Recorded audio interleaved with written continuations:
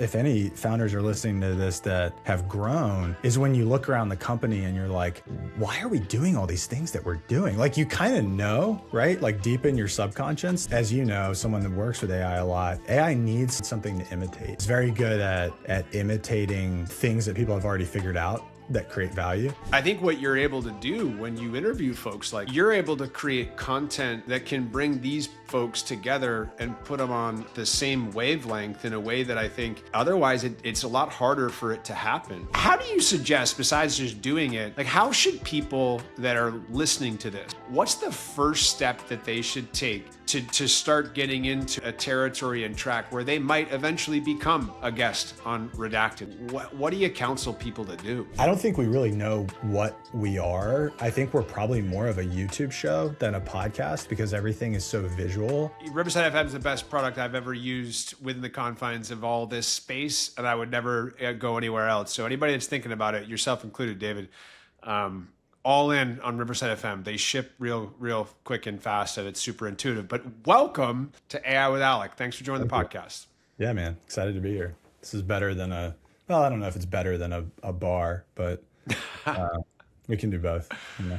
Well, you're the food guy, and you took me to a restaurant I'd never been to in Raleigh, and I literally had a dish that had a main ingredient that I actually kind of hate, but the food was so good that I actually liked the dish. Figulina? Yeah. Lights out. Food scene in Raleigh is fantastic. That was a good one.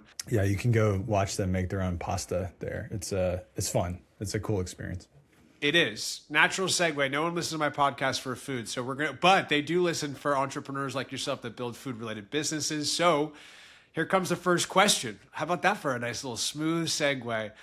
So you built Offline into a 30-person company. Yeah. And you've now taken it down to a 2-person company, and you've explained at a high level to me, which I can't wait to hear the more specifics, a little bit of like, what did you learn by building a company to 30 people? And what have you learned by taking it down to 2 people by leveraging in part AI infrastructure tooling and so on and so forth? Because I think there's a lot of territory in there that people would want to hear about right about now. There's probably 50 hours to that question. Totally. So there's a lot of reasons that companies shrink. Right? I mean, that's the first thing that you have to think about is like, why did we go from 30 to 2? Usually it's because something isn't quite working right? I mean, you don't just wake up one day, unless you're Elon, I guess, and decide we're going to go from 30 to 2.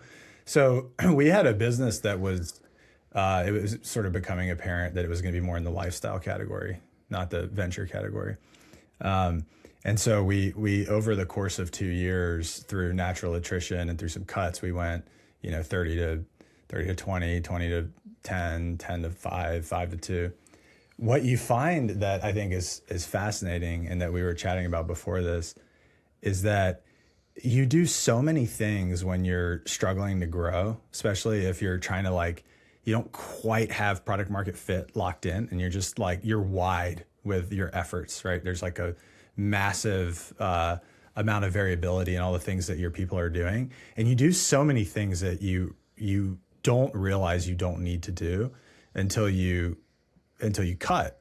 And like the flip side of that coin that if any founders are listening to this that have grown, is when you look around the company and you're like, why are we doing all these things that we're doing? Like, you kind of know, right? Like deep in your subconscious that maybe half of what gets done at the company in any given day is kind of extraneous, but you're not really forced to prove that to yourself. You're still like a little worried that you might need it, right?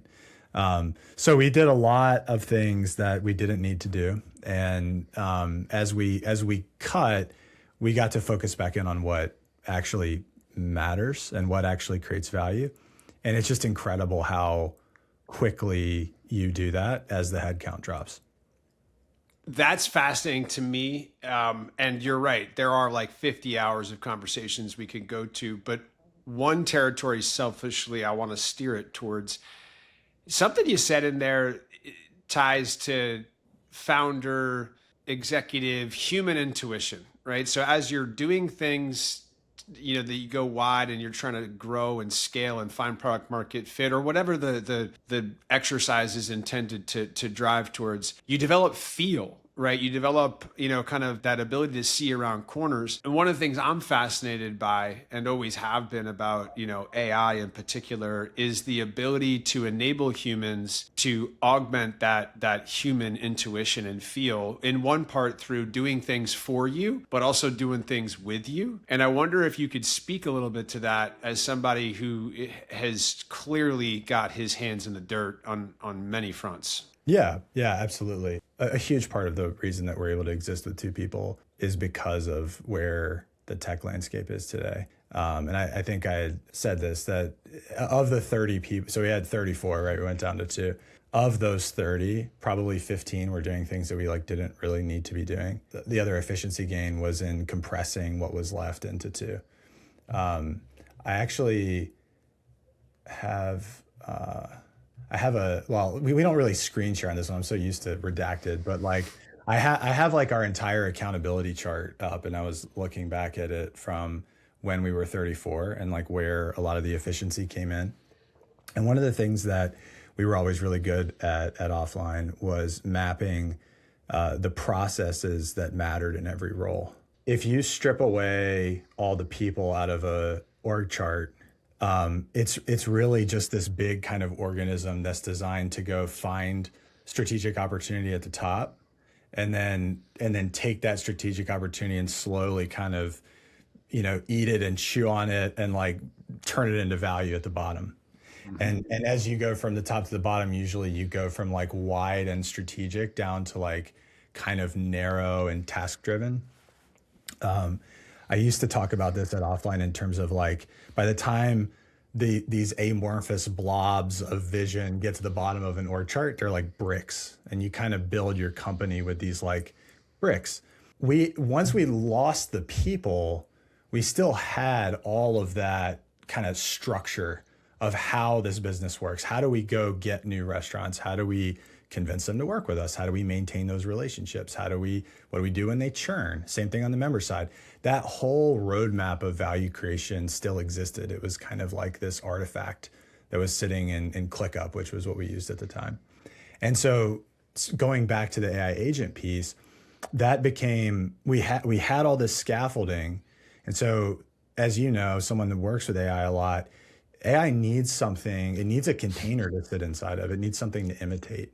It's very good at imitating things that people have already figured out that create value. It's very bad at just going out and finding value from scratch. So we had this scaffolding, and what we started doing is slowly kind of opening up each box in this old org chart, looking at what processes existed inside of that box and seeing, okay, can we either use AI to build software that makes this, streamlines this, or can we actually have an agent running a workflow that imitates what this person was doing? And that's kind of been the process for the last 2 years, is the memory game where you flip over a card and then you flip it back. That's kind of what we were doing with every org chart box. Let's flip it open. Let's look at the processes. Let's look at what data is necessary. Let's see how we can kind of streamline this. And it's been once we got through the emotionality of all of it, it's been really fun to just kind of see what's possible with the smallest possible team. I'm so grateful that you just unpacked that. That's going to benefit a lot of people. I think a lot of people, unfortunately, for whatever reason, and maybe, because they're not as close to it as they could be, hands in dirt type stuff, but they can get overwhelmed or intimidated or what have you. But I think the way you just broke that down from all the way up top with, vision and mission and strategy, all the way down to the value bricks that come out the bottom and the profitability and or whatever the business metric, but codifying those workflows and those recipes and lever points, that's as consistent in an early stage company as is in a big enterprise company. But it's a perfect segue and transition to Redacted.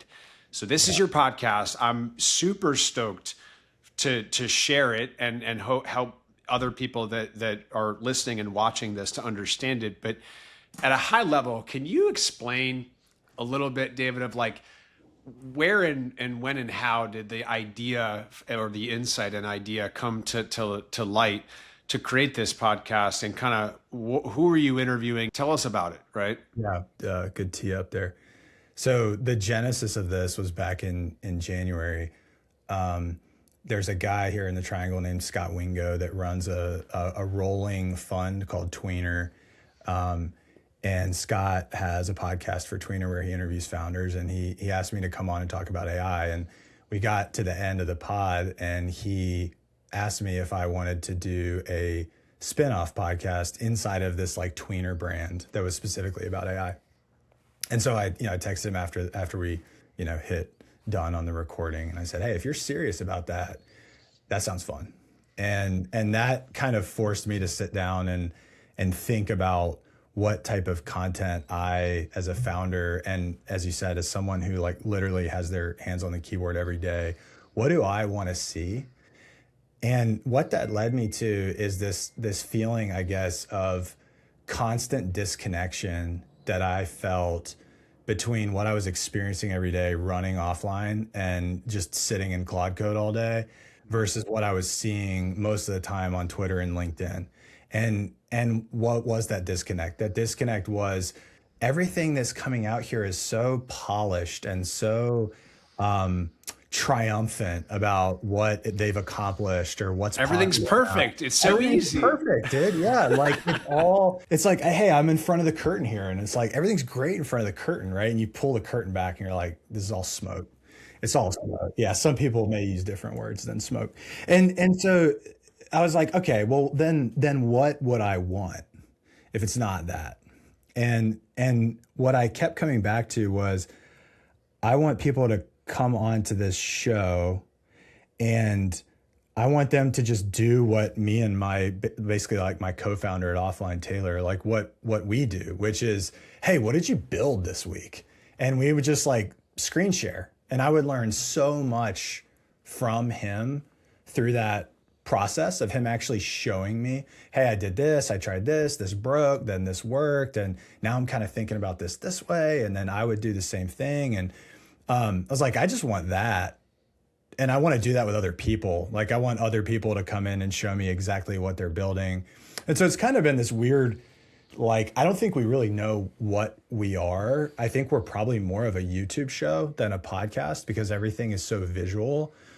You can follow it with words, but the real value is when you actually like see what someone's doing. And so we're early. We're like 5 episodes in, we're still getting our feel, but that's the gist. And so the name Redacted, it comes from this idea that I want a guest to come on and hit screen share and just kind of like off the cuff, just go, right? Just like let the conversation go and kind of not be nervous about a text that might pop up in the top right or an API key that might get shown or something. That's why we say, hey, afterwards we can go back and we can cut that stuff. Do we really want to? No. It's a mentality, right? It's a mentality of just flip it around and show me what you're building, teach me something. And then like through that osmosis process, like hopefully the audience gets a lot of value out of it. That's killer. It's the personification of build in public for real. And I think what's especially interesting about everything you just said is that you're helping people understand that there's a huge gap that you see because you're a guy with his hands in the dirt, left, right, front, center, and you're helping them close it for themselves by understanding and seeing it, which I think is really amazing because honestly, you're helping people help themselves. And you're helping people, that are building awesome stuff, get it out in the wild and hopefully help them grow their business, right? Yeah, hopefully. I told Taylor before we recorded the first episode, I said, look, either we'll find out that this helps people or we'll find out that it doesn't, and we'll have fun along the way. And so it's been very fun so far. I have a lot to learn about hosting a show, hosting a podcast, but at the bottom of all of it is like, man, it's just fun to build, and it's fun to show other people what you're building, and it's fun to learn from other people. It's all the benefits that you talked about building in public. And so, we're really, really stoked about it. What do you think that gap is. Like, it's like everybody who's in it the way we are knows about that gap. And it seems like there's kind of maybe the higher up you zoom, the farther you get away from the hands in the dirt, the less you kind of understand that even exists maybe, or why it exists. But it's definitely a feeling that I know most of the people that are in it right now are feeling. Yeah, there's a number of dimensions to that. I was in New York for New York Tech Week a couple of weeks ago, and I love going to those types of conferences and events because they're so technical. But the challenge with it, to kind of answer your question, you got to calibrate, your hands in the dirt and understanding how to close or capitalize on and therefore close the technical overhang, deployment overhang, whatever you want to call it, depending on, if you're a Sam Altman person or a Dario person or whatever. Like, we have all these resources that are unreal that are available to all of us. Doesn't necessarily mean they're all useful or useful to you or to me or whomever. It all depends on a variety of different, conditions that need to be met. But therefore, it's one thing to read about it. It's an entirely different thing to start messing around with, like, Claude Code or Codex or Claude Project or Claude Cowork or whatever, or OpenClaw, yada, yada, yada. Because then you start to develop, I think, a firsthand understanding of the power, right? And the magic. But then you got to ask yourself a question, right? Which is, okay, so what? And therefore, where's the signal versus the noise? And that tends to have a second dimension. So the way you see the world, what lens you look through, if you see the world exclusively through a technical lens, you're going to get really excited and it's going to be amazing. But you're not necessarily going to understand the difference between the people in the process part and the people, process, and technology part, especially if you're trying to do something with businesses. Because businesses are organisms that have a whole lot of complexity. And like, your cute, shiny, awesome science project is actually full of risk that you might not see because you're a technologist, and awesome for you, but you don't understand the guardrails that this business person needs to do this, that, the other thing. And so I think it's a long-winded way of saying, I think the gap exists in part because it's three-dimensional, if not, more than that, because it's just a lot. You know what I mean? And so the more often diverse people, and diverse I mean by functional role and lens of through which they see the world, can get together, to your point, and share what they're building, whether they're super technical or the exact opposite. I think it's so cool, which is why I think your podcast, I think it's awesome. Thanks. Nice weave. It's my job. Without naming names, of course, because I always try to be very sensitive to that. As somebody who's forward deployed, as in the role that I have, I was talking literally this week. I had 3 conversations with 3 different people that sit inside of really big companies, really big, like hundreds of thousands of people companies. And they sit in the group that's exactly what you just described, right? Each of them. And we were talking about this exact topic. One of the people I talked to was preparing to lead a 4-hour working session to try to take the next step with senior executives across a functional group within one of these big companies to help them kind of, see the light and get into the weeds and do things. And I think, though, the challenge, which is the opportunity, is how do you find those people that are doing the thing in one of those bigger companies where the company understands the importance of enabling rock stars like that to fly the flag. And I think you could potentially get it done in part because, frankly, it's not hard to make the argument that the more often you enable these rock stars to show what they're doing and therefore demonstrate the culture of innovation for real, the better chance that bigger company is going to get to acquire and or attract and certainly retain the kind of talent that they want, which is some of the scarcest and most difficult talent to acquire. Yeah, that's really well said, because it's a change management problem at that scale, and that's so much of the battle. So the way I'm kind of thinking about Redacted with that hope in mind is I've got this like grid, and the grid is, on the rows is like function, engineering, marketing, product, finance, HR, whatever. Like I want to talk to all those functions because AI is AI. And then the columns are company size. And my hope is maybe a year from now, I'll have that grid full. So, marketing at a 50-person company, marketing at a 2-person company, marketing at a 500-person company. I just have this spider sense that those conversations will have a completely different shape, even though they're all marketing, because the way that things get done in those organizations is so different. And that's something that I'm just very fascinated by, because I think it speaks to that gap that we started with of the bigger this organism gets that creates value, the more complexity there is in that, the more guardrails have been put in that, the more like necessary rigidity exists in there to harness all these people and not let the whole company like go off the rails. And that creates an opportunity and a challenge for AI. Without a doubt. And part of the reason why I was so stoked to have you on is because my audience tends to be, quite senior, and it's kind of a little bit of a barbell. It's like super senior C-suite, or direct report to C-suite, non-technical, right? So all those folks, or the equivalent, but the other side, right? Super technical.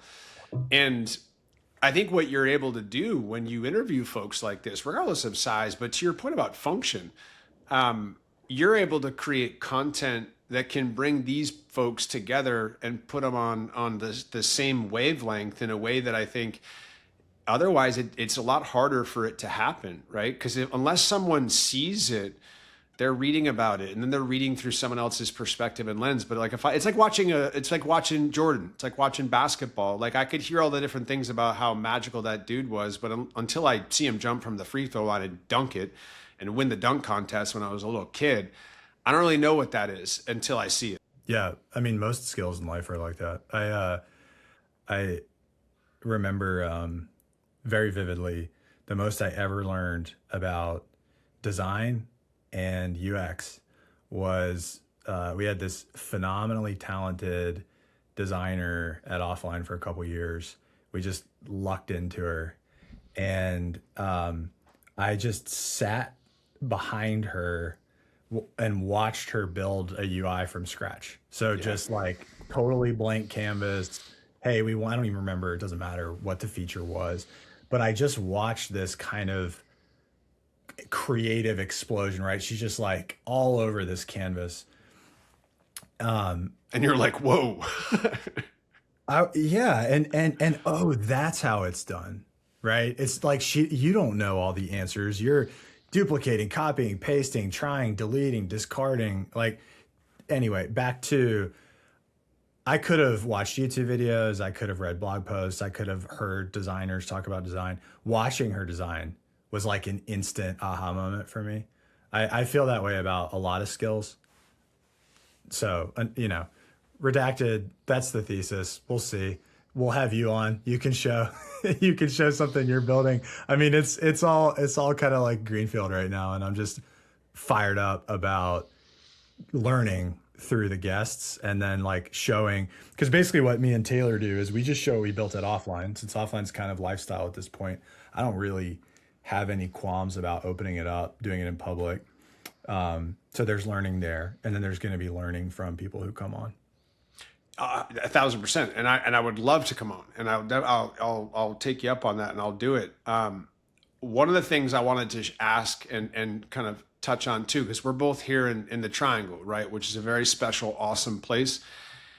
And I don't know about you, but I've got relationships all over the place, and I used to kind of a little bit have to explain, hey, well, how come you're in the Triangle? They would ask that question never comes up anymore. Now it's like, tell me more about the Triangle. I hear all these great things about the Triangle, and of course, I sell it hard and continue to. But I'd love to hear from your perspective. And I know that I think, and you tell me, but I think Redacted is going to try to focus somewhat on the triangle, right? Entrepreneurs and folks building in the triangle, et cetera, but, open to other areas. But help my audience, our audience, understand a little bit from your vantage point, what makes the triangle special as a place to build a company, a place to live, all these types of things. Yeah, it's a great question. To me, there's two sides of it.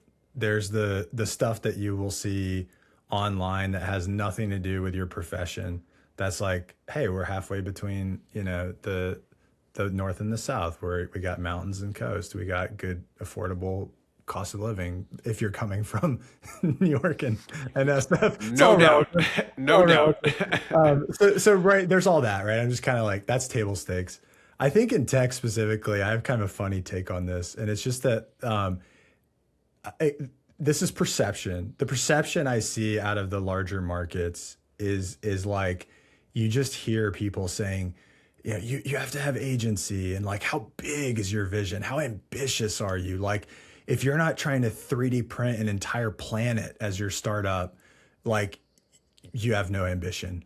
It's just this kind of hyperbolic, and I think it's like almost like a fetish for how like Ayn Randian can you be in your approach to your startup idea.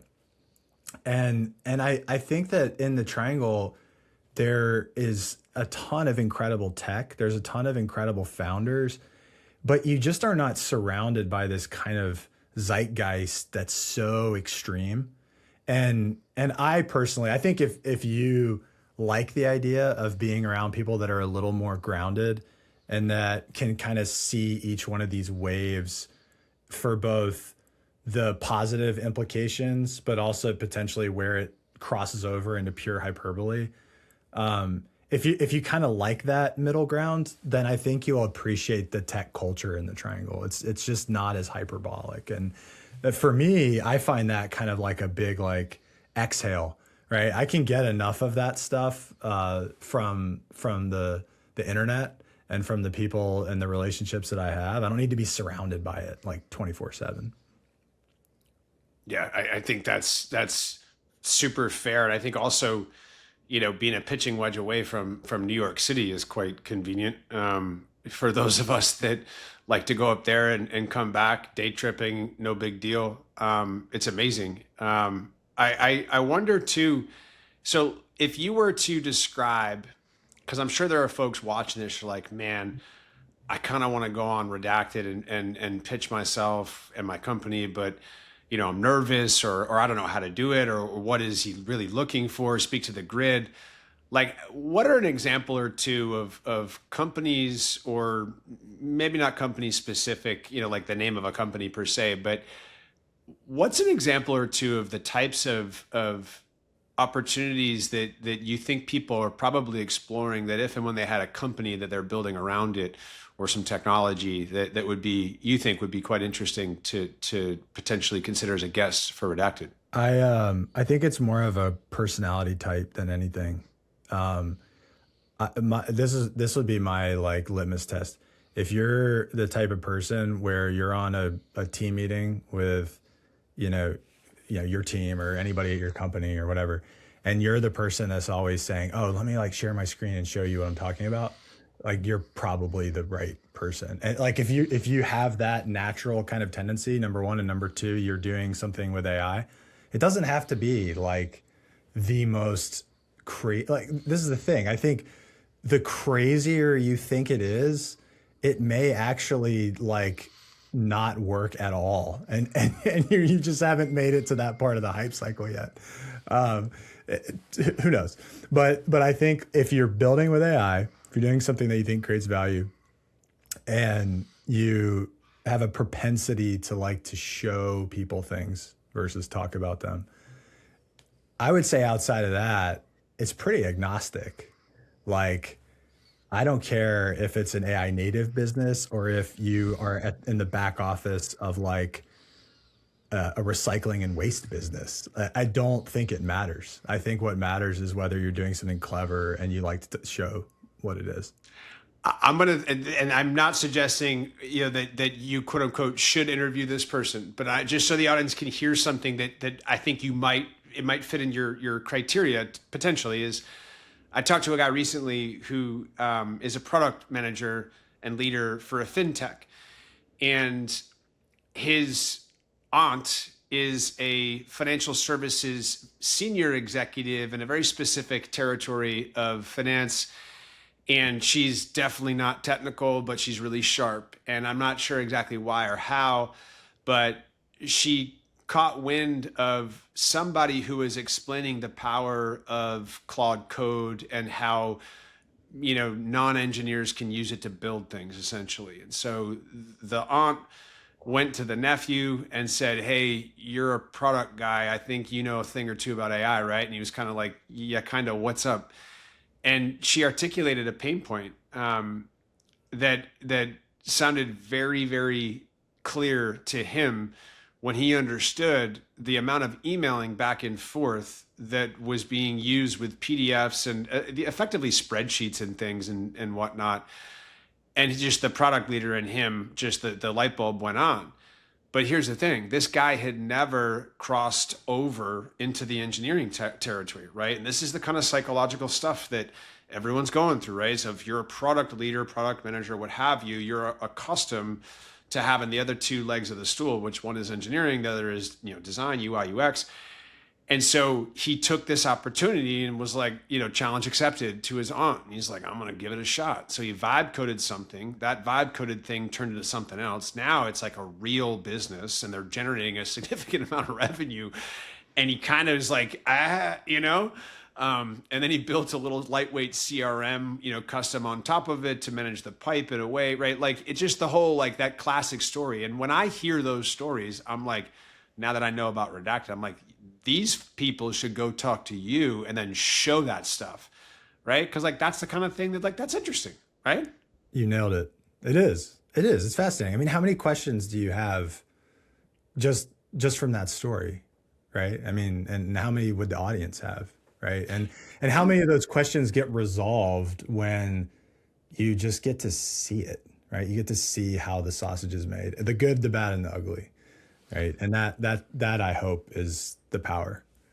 Well, and I think, and I've said this before and I'll say it again, like one of the things that I'm beyond optimistic about when it comes to all this AI stuff is that we're going to see an explosion in small businesses unlike anything we've ever seen because of you've got this gnarly finance executive with deep subject matter expertise that sees a very specific niche pain point. Like, I want to solve this. I don't like emails and PDFs and Excel spreadsheets. Then she happens to have a nephew who's like pretty gnarly, but nephew hasn't stepped into, Codex Claude Code. And therefore this was the impetus to do it. He does it. Next thing you know, like now he's going to have a hard conversation with himself and his family of like, hey, I think that we might want to jump onto this horse because it's like producing more income than the day job. And it's like, now what?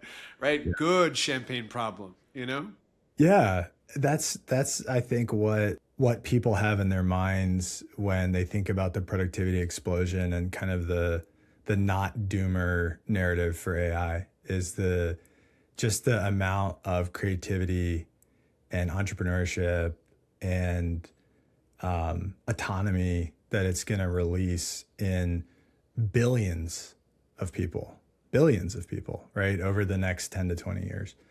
And I think that's really exciting. I mean, I myself, my undergrad was chemical engineering. I've always had kind of a process, kind of technical bone to me, but I've never written a line of code, and I am so much more capable in so many different ways now, being able to have those arms and legs through Claude Code. And I think that's just going to continue. I think it's really, really cool. So I look forward to interviewing this guy. Yeah, I'm definitely, I'm sending this to him and his aunt. But, I want to be cognizant of time, and I know we all got a gazillion things going on. So last kind of question, of course, you jump in, add anything else that you've thought of that you want to share with the audience before we wrap things up. But, so it sounds like not only is that example an example of somebody or the prototype for kind of the types of folks you want to interview, But from your vantage point too, right? As a guy you've got a lot to bring to the table. How would you answer the question? Let's just say, let's back up 6 months, and the aunt came to the product leader and basically said, here's the situation. I think this is possible. What do you think? And he hadn't, hands on keyboards yet on the engineering side. Like, how do you suggest, besides just doing it, like, how should people that are listening to this and watching this, how should they think about what's the first step that they should take to start getting into a territory and track where they might eventually become a guest on Redacted? Like, it's a long-winded way of saying, like, what do you counsel people to do? The way that I guess I would think about it is like, if it feels too intimidating, just like anything else in life that is probably a net benefit to you, but you, for whatever reason, just haven't gotten started, you just have to break it down a little bit more. Like, if you have not been to the gym in 3 years, you have to do the most incremental thing possible. Just do one push-up. You can't do one push-up, then do two, then do three. I think you kind of have to figure out where that line is for you and what's the most incremental thing that you could do. Okay, so if I'm that guy and my aunt comes to me and I've never, done any of this stuff before, what's the most incremental step I could take? I mean, maybe it's just opening up the terminal and putting one command in and just seeing that my whole computer doesn't turn off. Or maybe it's watching a YouTube video of how to install Claude Code. Or maybe it's watching a YouTube video of what Claude Code even is. So yeah, you got to find that entry point. That's kind of how do you break down the natural human resistance to doing things that are new? I think the other side of that is you increase your motivation, right? So you either make it easier or you make yourself more motivated. Probably the way you make yourself more motivated is you find something that you've always wanted to see exist that you're actually like really passionate about and interested in. And you use that as your muse for doing the first couple of things. So like, I do Redacted, I do offline, but there's like stuff that I've always wanted to exist. So one example is I've always wanted a really good application that teaches people keyboard shortcuts. Because I think keyboard shortcuts are like not using keyboard shortcuts to me is like people trying to navigate without Google Maps or Waze or even a physical map. They're like, I'm just gonna like go east. Wing it, I'll figure it out. I'll just figure it out. I'm like, it's like right there in front of you. You're playing this instrument all day long. Just play it a little better, right? Okay. So anyway, for whatever reason, I've always cared about that, right? Well, AI is like, cool, I can build something for that, right? So I can build my own little version of it. Does it matter if anybody else ever even uses it? No. It's just something that I've always thought, how does this not exist? This should exist. I care enough, or I'm like curious enough that it should exist. Therefore, I'm going to break down some barriers that even I might have. Like I had never built a Mac app. Claude built it, of course. Of course, it was easier than I thought it was going to be. But it was like, I've done tons of web apps and stuff like that. I haven't built an actual Mac app. Let me go do that for the first time. And having that itch is what got me to do it. So break down the barriers, increase the motivation. Yeah, just go do it. I love that you mentioned too that keyboard shortcut. And the reason I love that is that's so specific. You know what I mean? And I think a lot of people have fallen into the trap of like, and maybe it's because of what they've read or heard or what have you, or maybe it's that culture of like your goals aren't ambitious enough or whatever. It's like, no, pick something like super, super specific that's important to you and solve it. Because if it's important to you, it's probably important to hundreds of thousands of other people. Great point. I mean, how funny is it that you've got on the one hand this pressure that if you're not starting a unicorn, start over. But then on the other hand, you have all of the wisest entrepreneurs of all time have always said, you got to have a beachhead. Just start with something. Start with one customer. Start with two customers.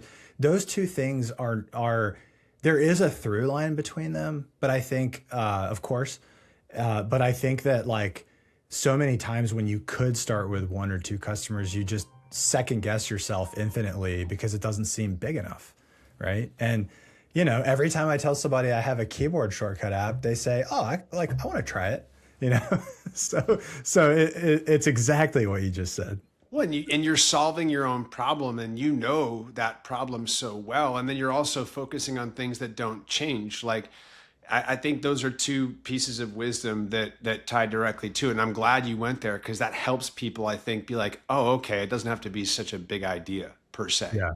Yeah. Pick a thing that drives you crazy and just go see if you can fix it with Claude or OpenAI or Kimi or whatever you want to use. All right. Well, on that note, anything that you want to share with the audience before we wrap up in terms of where to find you, how to pitch you, all these things for Redacted? I'm obviously going to drop all that stuff in the links, but I just want to make sure that you get a chance to drop any more knowledge or any more kind of promo real quick before we wrap things up here. Yeah, thanks. So you're free to email me, David at davidmshaner.com. LinkedIn's usually where I'm posting. The Redacted, all the information about Redacted is on my personal website. I think that's it. And then offline, if you want to check it out, it's letsgetoffline.com. We're in 11 cities. And we, when you use it, just remember there's only 2 people behind the keyboard.